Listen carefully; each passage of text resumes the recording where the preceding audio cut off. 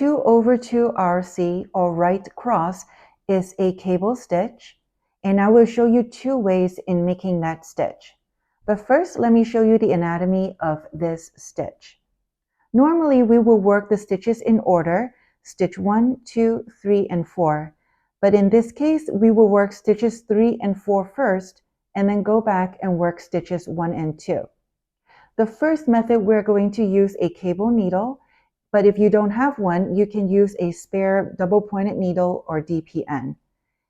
Slide the first 2 stitches onto your cable needle and hold that to the back of your work. And then we will knit the next 2 stitches that are up on your left needle.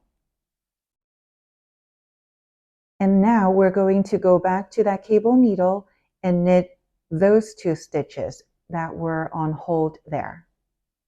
And here we have 2 over 2 RC.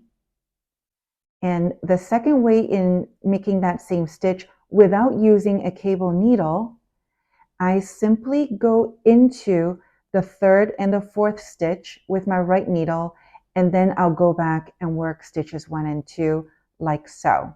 Here's 1, 2, and here's the 3rd needle. I'm going to insert my right needle from the left to the right like I do a regular knit stitch. I'm going to knit that, keep everything on my needle. I will reinsert. I'm using my right needle to kind of pick at that 4th stitch, so I have room to insert the right needle into the stitch properly, and then knit that stitch.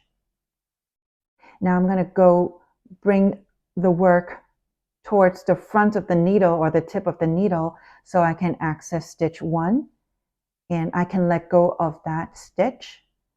And then here is stitch 2, and I'm going to knit that like a regular knit stitch. And then now I can let go of the stitches 3 and 4 that were already worked. And here is another way in executing 2 over 2 RC.